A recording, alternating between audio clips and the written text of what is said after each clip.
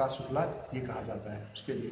9 बार attack कर चुके थे हरिशंकर तिवारी, लेकिन 9 के 9 बार वीरेंद्र शाही बचते चले गए थे। प्रकाश शुक्ला का नाम इतना बड़ा उस समय तक नहीं था कि वीरेंद्र शाही जैसे लोगों से या हरिशंकर तिवारी जैसे लोगों से टकराने का सपना सोचे। हालांकि वो सोच गलत रहा था, क्योंकि वीरेंद्र शाही को ये नहीं पता था कि यहाँ पे कितना बड़ा तूफान खड़ा करने वाला है श्री प्रकाश शुक्ला, कितना बड़ा नाम होने वाला है। हाय दोस्तों, कैसे हो आप लोग। दोस्तों आज मैं अब बताने वाला हूँ वीरेंद्र शाही की हत्या कैसे होती है। श्री प्रकाश शुक्ला इनकाउंटर केस चल रहा है और ये आप देख रहे हैं पार्ट 3 होने वाला है। इसमें हम आपको बताने वाले हैं, पिछले पार्ट में हमने आपको बताया था कि श्री प्रकाश शुक्ला किस तरह से आगे बढ़ा 2 हत्या करने के बाद। उसके बाद वो केबल में कूदता है, सिटी केबल में आता है, सिटी केबल में करीब 8 हत्याएं कर देता है बैक टू बैक करीब 6 महीने के अंदर, और उस पूरे सिटी केबल पे उसका वर्चस्व हो जाता है, उसका और आनंद पांडे का। उसके बाद इनको और आगे बढ़ना था, चूंकि ये आतंक फैलाए जा रहे थे, तो इस समय इनका काफ़ी नाम हो चुका था, काफ़ी रुतबा हो चुका था। तो अब लोग इसे कोशिश कर रहे थे कि अब इन्हें किसी और बड़े काम में लगाया जाए, मतलब इसको अब यूटिलाइज कैसे करें। उसके लिए गोरखपुर में जो सबसे बड़ा धंधा चल रहा था उस समय चल रहा था रेलवे का ठेका। रेलवे ठेके के लिए बहुत मारामारी चल रही थी। उधर हरिशंकर तिवारी, इधर वीरेंद्र शाही, ये दोनों ने अपनी अपनी गैंग बना लिया था।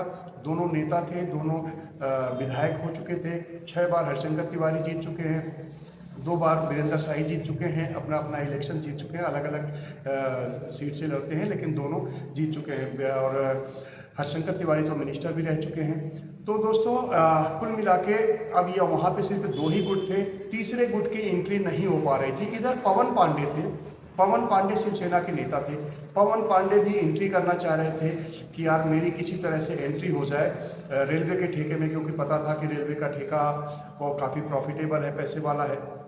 उधर पवन पांडे की एंट्री हो नहीं पा रही थी, वो कमज़ोर पड़ रहे थे। बार बार वीरेंद्र शाही या हरिशंकर तिवारी ही उनके ऊपर भारी पड़ जाते थे।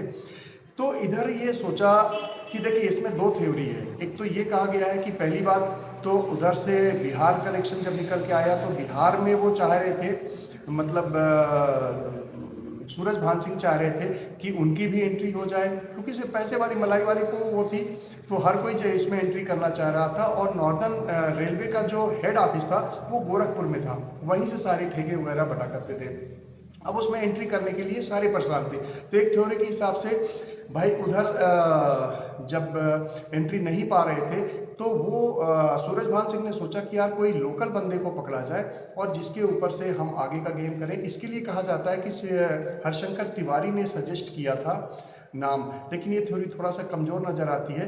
तो इसको इस हिसाब से देखिए कि यहाँ पे पवन पांडे जो थे शिवसेना के नेता थे, काफ़ी दबंग टाइप के भी थे, लेकिन इनकी रेलवे में एंट्री नहीं हो पा रही थी, रेलवे के ठेकों में इनकी एंट्री नहीं हो पा रही थी, पकड़ नहीं बना पा रहे थे। तो इन्होंने सोचा पवन पांडे ने कि यार ऐसे तो बात बनेगी नहीं, अब लोकल जो वहाँ के लोकल बदमाश टाइप के लोग हैं उनके साथ संपर्क किया जाए। तो उन्होंने ढूंढा पहले राजन तिवारी को। राजन तिवारी से कनेक्शन था आनंद पांडे और श्री प्रकाश शुक्ला, दोनों का वो था कनेक्शन था। तो पवन पांडे ने बुलाया राजन तिवारी को और श्री प्रकाश शुक्ला को, और उन्होंने कहा कि यार ये छोटे मोटे कांड कब तक करते रहोगे, कुछ बड़ा करो, रेलवे के ठेके में है, रेलवे का सिस्टम समझाया उन्होंने कि भाई देखो यहाँ पे 2 ही गुट है और ये लोग एंट्री नहीं लेने पा रहे हैं, यदि यहाँ एंट्री कर जाए तो हम लोग को बहुत पैसा मिलने वाला है। पहले तो श्री प्रकाश शुक्ला और राजन तिवारी ने दोनों ने मना कर दिया कि नहीं हमारा इसमें कोई इंटरेस्ट नहीं है, लेकिन बाद में इनको जब काफ़ी समझाया गया तो ये तैयार हो गए। ये तैयार हो जाने के बाद जब इनका गैंग बन गया तो एक बार जब रेलवे ठेके के लिए टेंडर डालना था उसी समय हरिशंकर तिवारी भी आए हुए थे, वीरेंद्र शाही भी आए हुए थे। इधर पवन पांडे, राजन तिवारी, श्री प्रकाश शुक्ला, आनंद पांडे ये अपने गैंग के साथ ये भी आए हुए थे। अब वहाँ पे ठेका में मतलब टेंडर डालने का टाइम होता है कि वो टाइम आता जा रहा था और उसके लिए ये सारे गैंग वहाँ पे तैयार खड़े थे। तो लास्ट में उनकी थोड़ा बातचीत होते होते बहस हो जाती है वीरेंद्र शाही के साथ, और वहाँ पे गोलीबारी हो जाती है। अच्छी खासी गोलीबारी होती है, काफ़ी गोलियां चलती है, दोनों तरफ से गोलियां चलती हैं, लेकिन सबसे ज़्यादा नुकसान होता है वीरेंद्र शाही को। वीरेंद्र शाही वहाँ पे जख्मी भी होते हैं। तो वीरेंद्र शाही को नुकसान हो जाता है और ये समझ में आ जाता है कि वीरेंद्र शाही के कि भाई अब तो ये पंगा हो चुका है। एक्चुअली मैं आपको बताऊं कि वीरेंद्र शाही को एक बार इसके पहले शिव प्रकाश शुक्ला जब ये तय कर लिया था कि मेरे को वीरेंद्र शाही से पंगा लेना है। देखिए, शिव प्रकाश शुक्ला था ब्राह्मण और वो सोच रहा था कि मैं हरिशंकर तिवारी को पहले नहीं लेता हूँ, लपेटना दोनों को था उसको, क्योंकि उसको एक छत्र राज चाहिए था पूरे गोरखपुर में, अपना वन हैंड वो बंदा चाहता था कि मेरे ही हाथ में सारा कुछ रहे। तो उसने सोचा कि यार हरिशंकर तिवारी को पहले नहीं, पहले हम वीरेंद्र शाही को लेते हैं से, क्योंकि वो ठाकुर थे और वो ठाकुर राजपूत समाज को वो रिप्रेजेंट कर रहे थे, उनका गोलबंदी ठाकुर वर्ग के से थी। तो एक बार फ़ोन करके, जब वो एक गोलघर के पास पेट्रोल पंप है वहाँ पे बैठा करते थे वीरेंद्र शाही, वहाँ पे बैठते थे। एक बार ये फ़ोन करता है शिव प्रकाश शुक्ला और शिव प्रकाश शुक्ला फ़ोन करके वीरेंद्र शाही को बहुत उटपटांग गाली वगैरह देता है। उन्हीं के लैंडलाइन पे फ़ोन आया था और वो वीरेंद्र शाही को बहुत ज़्यादा गाली वगैरह देता है, बदतमीजी करता है। तो वीरेंद्र शाही को लगा कि यार ये ऐसे लफंडर हैं, गोरखपुर में तो इस तरह के आते जाते रहते हैं, तो कोई बड़ी बात नहीं है। मतलब उन्होंने बहुत ज़्यादा गौर नहीं किया, क्योंकि शिव प्रकाश शुक्ला का नाम इतना बड़ा उस समय तक नहीं था कि वीरेंद्र शाही जैसे लोगों से या हरिशंकर तिवारी जैसे लोगों से टकराने का सपना सोचे। हालांकि वो सोच गलत रहा था, क्योंकि वीरेंद्र शाही को ये नहीं पता था कि यहाँ पे कितना बड़ा तूफान खड़ा करने वाला है शिव प्रकाश शुक्ला, कितना बड़ा नाम होने वाला है, वो उनको बिल्कुल आइडिया नहीं था। तो उस समय चलो ठीक है, बात आई गई। उसके बाद क्या होता है, जब यहाँ पे टेंडर वाले दिन गोलियां चलती हैं, तो गोली चलने के बाद समझ में आता है वीरेंद्र शाही को कि भाई मामला तो बिगड़ा हुआ है और ये शिव प्रकाश ये इसको सीरियसली लेना पड़ेगा और ये इतना आसानी से मानने वाला नहीं है। तो उसने तय किया, पहली बात तो अनु सिंह को देख लिया था, तो वीरेंद्र शाही ने यह भी तय किया था कि हम इन दोनों को निपटाएंगे। उन्होंने अपना टारगेट बना लिया था और उसके हिसाब से वो अपनी तैयारी में लगे हुए थे। इधर शिव प्रकाश शुक्ला ने बिल्कुल ठान लिया था कि मेरे को इनको निपटाना ही निपटाना है किसी भी तरह से। अब वीरेंद्र शाही का उसी सिलसिले में भाई इधर तो जख्मी हो गए थे। उसके बाद जब समय आगे बढ़ता रहता है तो चूंकि शिव प्रकाश शुक्ला ने तो टारगेट कर रखा था कि मेरे को तो वीरेंद्र शाही को निपटाना ही है। वीरेंद्र शाही का उस समय बहुत खास आदमी, दायां हैंड आप लेफ्ट राइट हैंड कह सकते हो, विवेक सिंह, विवेक शाही भी लोग उसको बोलते हैं। तो विवेक शाही उसका कारोबार देखता था। तो वो सोचता है कि यार इसको धमकाने का या इसको एहसास दिलाने का तरीका यही है, मतलब वीरेंद्र शाही को। तो शिव प्रकाश शुक्ला ने सोचा कि मैं इसको इसके किसी खास बंदे को मारते हैं। तो उसके खास बंदा नजर आया विवेक सिंह। यार इसको मारते हैं तो उसकी समझ में आएगा कि भाई ये मामला खतरनाक है। तो वो टारगेट बना लेता है कि भाई मेरे को विवेक सिंह को मारने के लिए, पहले वीरेंद्र शाही के पहले विवेक शाही को मारता है। विवेक सिंह या विवेक शाही जो कहिए, उसको मारता है। उसको कैसे मारता है, उसको वो रेलवे स्टेशन के पास में जाता है और वहाँ पे टारगेट करके रेलवे स्टेशन के पास उसको गोलियां मार देता है। बहुत ज़्यादा गोलियां मारता है, जिसको एक शिव प्रकाश शुक्ला की ये दहशत फैलाने का एक तरीका था कि जिसको भी मारता था वो मैगजीन बदल बदल के गोली चलाता था। मतलब उस समय उसके पास एक मशीन गन थी, उससे वो गोली चलाता था।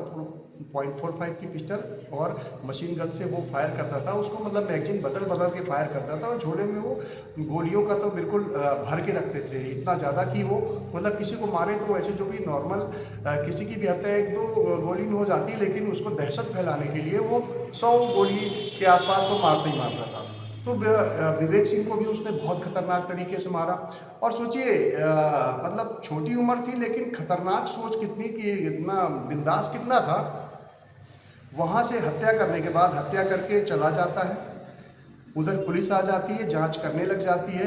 वो जाता है, बिहार से कुछ गैंगस्टर आए हुए रहते हैं, तो एक होटल में किसी में जाता है। सोचिए बाहर नहीं गया, होटल में जाता है बिंदास। और जाने के बाद वो मीटिंग अटेंड करता है, उन लोगों से बातचीत करता है और जो भी उनके बीच बात होती है उसके बाद वो जाता है और वहीं स्टेशन के पास एक सैलून में जाता है। और वो उसके साथ जो दोनों बंदे और थे, आनंद पांडे और सुधीर त्रिपाठी और आनंद पांडे, ये दोनों जाते हैं। तो तीनों अपना मुंडन करा लेते हैं, मतलब पूरा सर के बाल सफ़ा करा लेते हैं। और बाल सफ़ा कराने के बाद वापस उसी जगह पे आ जाते हैं जहाँ पे वो हत्या करके गए हुए थे। अब सोचिए कि मतलब कि कितना बिंदास आदमी, कि यार आदमी सोचता है बाहर भाग जाए, यहाँ वहाँ हो जाए, अंडरग्राउंड हो जाए। वो अंडरग्राउंड होने की बजाय वापस वहीं पे आ जाता है जहाँ पे कि पुलिस आ चुकी थी, इन्वेस्टिगेशन चल रही थी और खोजबीन हो रही थी। वहीं पे आके वो तीनों खड़े हो जाते हैं। तो कहते हैं कि वो तीनों वहीं पे खड़े हो जाते हैं। तो उन्होंने जो हत्या किया था, एक मीट की शॉप थी उसके सामने हत्या किया था। तो जो मीट व्यापारी था जो दुकान पे बैठा हुआ था, उसने तो सारी हत्या देखा था, मतलब सारा कांड देखा था, हत्या होते हुए देखा था। उसने जब इन तीनों को देखा कि ये वापस आ गए, क्योंकि भाई कपड़े वगैरह तो वही और वो जो भी है वो देखते ही पहचान गया, और पहचानते ही वो बेहोश हो गया, और बेहोश होने के बाद ये चले आए। तो मतलब सोचिए, इतना बिंदास आदमी, इतना बेधड़क बिंधड़क आदमी, इतनी छोटी सी उम्र में, उस समय इसकी उम्र 16-17 साल के आसपास की रही होगी, लेकिन बिंदास कितना था आप उससे अंदाज़ा लगा सकते हैं कि जिगरा उसका कितना तगड़ा था। दोस्तों ये मैं कहूँगा कि देखिए, ये रास्ता बहुत गलत है, क्योंकि इसका अंत तो जो सूर्यप्रकाश का हुआ वही होता है। लेकिन यदि आप जिगरे की बात करो तो जिगरा उसका जो था वो शायद ही किसी के पास होता है। एक कह सकते हो आपको, सूर्यप्रकाश के शरीर में किसी टाइगर का जिगरा लगा दिया गया था, जो बिना नशा किए, बिना किसी ड्रग एडिक्शन के इस तरह के कांड करना, इस तरह की हत्या करना, फिर शहर में घूमना, मतलब कितनी बड़ी बात होती है। आप अंदाज़ा लगा लो कि एक तरफ पूरा शहर परेशान है, छोटे मोटे केस तो करता नहीं था, जो भी करता था बड़े कांड करता, लेकिन करने के बाद भी शहर में आना, बिंदास रहना, घूमना टहलना, मतलब हर चीज़ करना। शाम को वो यहाँ तक कि मार्केट वगैरह, शॉपिंग कॉम्प्लेक्स वगैरह में, मॉल वगैरह में भी जाया करता था। मतलब इस तरह से वो बिंदास आदमी था। तो दोस्तों खैर, अभी इधर पे विवेक शाही की हत्या हो चुकी होती है। अब विवेक शाही की हत्या करने के बाद उसने अगला टारगेट बनाया कि भाई अब मेरे को वीरेंद्र शाही को मारना ही मारना है। इधर हुआ क्या था कि वीरेंद्र शाही के पीछे विशेष पड़ने का उसके एक रीज़न ये बना कि जब वो पहली बार हत्या करने गया था, मतलब पहला अटेम्प्ट किया था, तो वो अटेम्प्ट फेल हो गया था, सिर्फ गोली लगी थी और उनका बॉडीगार्ड गनर मारा गया था वीरेंद्र शाही का। लेकिन वीरेंद्र शाही के पैर में गोलियां लगने के बावजूद वो बच गए थे। और लेकिन उन्होंने देख लिया था कि यार अनु सिंह इसके साथ में है, और अनु सिंह गोधरन सिंह का बेटा था, जो कि उनके खास आदमी थे। तो उन्होंने देख लिया था कि यार ये भी मतलब इसके साथ में था, और सूर्यप्रकाश को देखा ही था उन्होंने। तो वो एक तरह से उन्होंने तय कर लिया था कि मैं सूर्यप्रकाश को और अनु सिंह को दोनों को मारूंगा, और वो उसके हिसाब से अपनी प्लानिंग करने लगे। इधर ये इसने प्लानिंग अपना जारी रखा कि उसको तो मारना ही मारना था, क्योंकि इसको बड़ा करने का ख्वाब था कि बड़ा करूंगा तभी मैं आगे बढ़ूंगा। और ये दोस्तों इसकी बहुत बड़ी गलतफहमी थी। उसको लगता था कि मैं बंदूक के दम पे राज करूंगा। हालांकि बंदूक के दम पे राज करना इतना कितना जायज़ है, कितना नाजायज़ है, आप लोग खुद ही समझदार हो, समझ जाओगे। लेकिन वो चाहता था कि सिर्फ बंदूक के दम पे मैं राज करूंगा, AK-47 के दम पे। उसका एक यही सपना था कि मैं इसी के दम पे राज करूंगा। तो दोस्तों अब ये क्या हो रहा था, उधर क्या होता है कि चूंकि वो पीछे लगे हुए थे, इसका फ़ायदा उठाया थर्ड पार्टी ने। जब हरिशंकर तिवारी को ये मुद्दा पता चला कि भाई ये लोग तो एक दूसरे की जान के दुश्मन बने हुए हैं, तो उन्होंने बीच में इसका फ़ायदा उठाया।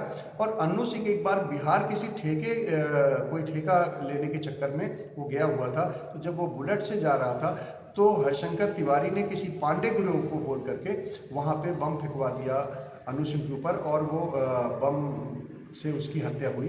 तो वहाँ पे हत्या होने के बाद जब इसको पता चला सूर्यप्रकाश शुक्ला को, तो सूर्यप्रकाश शुक्ला को ये लगा, या सारी मार्केट में आया कि उसकी हत्या, अनु सिंह की हत्या कराया है वीरेंद्र शाही ने। और वो चूँकि खास था अनु सिंह, तो उसी समय वो कसम खाता है कि मैं अब तो किसी हाल में नहीं छोड़ूंगा, मैं वीरेंद्र शाही को मारूंगा। और होली थी, होली 25-26 तारीख के आसपास थी, मार्च में 1997 में।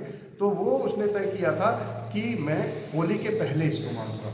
ठीक है, अब उसके लिए वो पूरी तरह से फील्डिंग लगाना शुरू कर देता है कि भाई इसको मेरे को मारना ही मारना है। अब उसको मारने के लिए देखिए, क्योंकि भाई नॉर्मल आदमी तो थे नहीं वीरेंद्र शाही, पहली बात विधायक रह चुके थे, ठाकुरों के नेता भी थे, और खुद भी एक बाहुबली थे। तो उनके पास गनर, उनकी पूरी टीम और पूरी टीम उसके साथ रहा ही करती थी। इसमें तो कोई वो मतलब तो इतना आसान नहीं था कि उनको हिट किया जाना इतना आसान नहीं हो रहा था, और वो टारगेट में फंस नहीं रहे थे। इसी बीच क्या होता है कि एक कोई बाबू साहब हैं, जो कि उसके गांव के हैं और उनके बहुत खास थे, मतलब सबसे खास आप कह सकते हो वीरेंद्र शाही के जो बाबू साहब थे। बाबू साहब के बेटे को सूर्यप्रकाश शुक्ला ने किडनैप कर लिया, और किडनैप करने के बाद उसको बाबू से जब उनको बाबू साहब को बुलाया और बुला के उन्हें कहा कि भाई मैं यदि अपने बेटे की तुम्हें जान बचानी है तो उसके लिए हमें मुखबरी करनी पड़ेगी और वीरेंद्र शाही की हत्या करने में तुम्हें मेरी मदद करनी पड़ेगी, नहीं तो मैं मार दूंगा तुम्हारे बेटे को। और वो बाबू साहब समझ गए कि भाई देखो, श्री प्रकाश शुक्ला से बचना उस समय तो एक तरह से असंभव सा ही था, क्योंकि जिसको टारगेट कर लिया वो छोड़ने वाला तो था नहीं। तो वो जानते थे कि ऐसा ये कर सकता है, तो मरता क्या ना करता। और वो ये भी जानते थे कि यदि मैं अभी कुछ बोलूँगा तो ये हमको भी मार देगा, मेरे बेटे को भी मार देगा। तो उन्होंने भाई वो मजबूरी में तैयार हुए और उनकी इन्फॉर्मेशन देने के लिए तैयार हो गए, ऐसा कहा जाता है। ये बाद में बातें निकल के आई सामने, लेकिन ये ऐसा कहा जाता है कि वो इस बात के लिए तैयार हो गए, क्योंकि जब अब देखिए उसके जो हालात बनते हैं, इधर ये कहा जाता है कि वीरेंद्र शाही पे काफ़ी करीब 4 बार अटैक कर चुका था, चौथी बार में वो हत्या हुई है। उसके पहले 3 बार अटैक कर चुका था श्री प्रकाश शुक्ला, ये कहा जाता है। उसके लिए 9 बार अटैक कर चुके थे हरिशंकर तिवारी, लेकिन 9 के 9 बार वीरेंद्र शाही बचते चले गए थे। तो अब वो वहाँ पे थोड़ा सा ये हो रहा था कि यार ये श्री प्रकाश शुक्ला बहुत खतरनाक है और ये कुछ भी कर सकता है। तो उनको लगा कि यार हम कुछ समय के लिए शिफ्ट हो जाते हैं, लखनऊ आ जाते हैं। ठीक है, लखनऊ आने के लिए कहते हैं कि वो उनकी एक कोई महिला मित्र थी, उनके साथ कुछ अपने कहते हैं कि रिलेशन में थी, लेकिन वैसे कहा जाता है कि वो उनकी महिला मित्र ही थी। उनके यहाँ घर में आके वो रुकते हैं।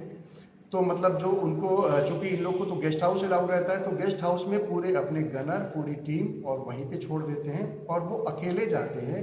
आई थिंक कमला नाम था उनका, उनके यहाँ जाते हैं और रात को वहीं पे रुकते हैं।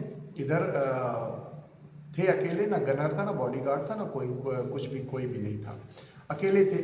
तो अब ये सोचिए कि एक दिन पहले वो गोरखपुर से आए थे लखनऊ, तो श्री प्रकाश शुक्ला को इसकी इन्फॉर्मेशन कहाँ से मिली। तो इसीलिए बाबू साहब की चर्चा आती है कि बाबू साहब ने ये इन्फॉर्मेशन पास किया, मतलब मुखबरी की, कि वहाँ पे आपको अकेले में मिल जाएंगे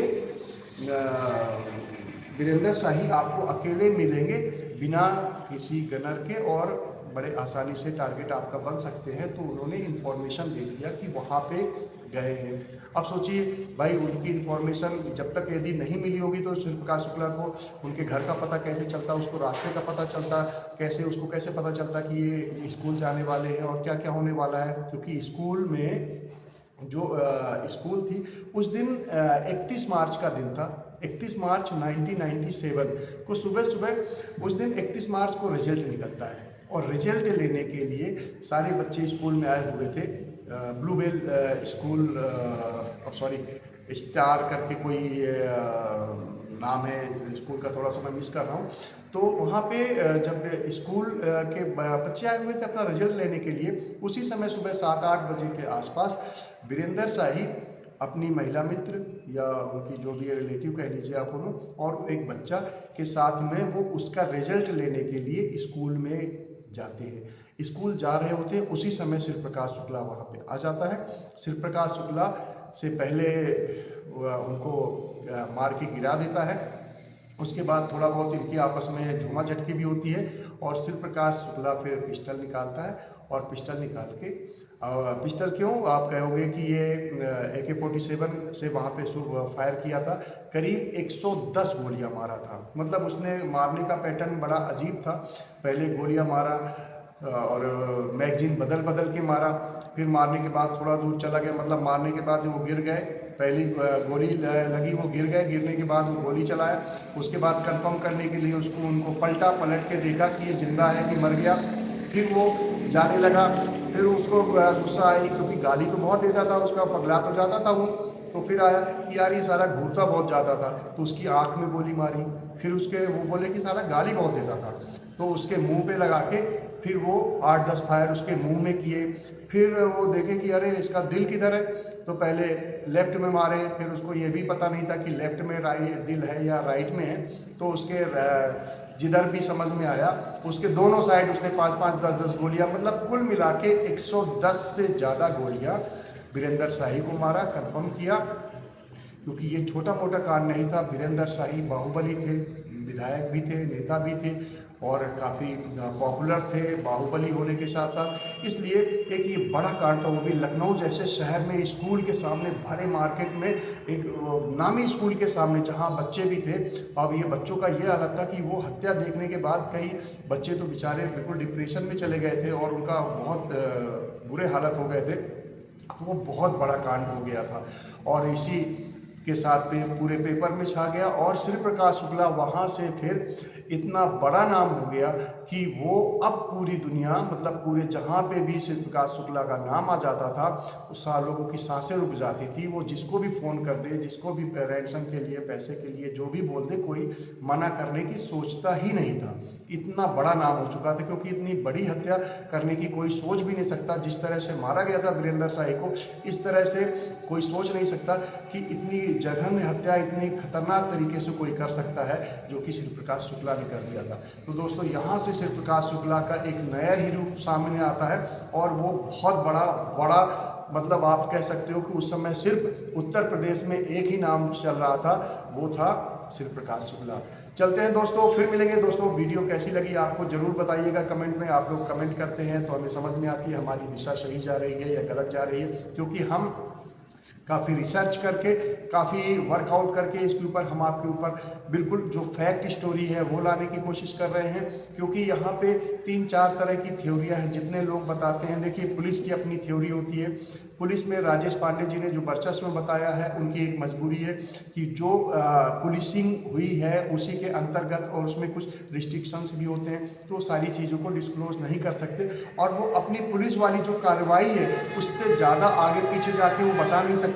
तो उन्होंने जो वर्चस्व में लिखा है उसमें अलग कहानी है। उसके बाद सतीश के पांडे की भी एक और वर्चस्व आई है, जिन्होंने एक किताब और लिखा है, वो भी वर्चस्व है, उसमें उनकी थ्योरी अलग है।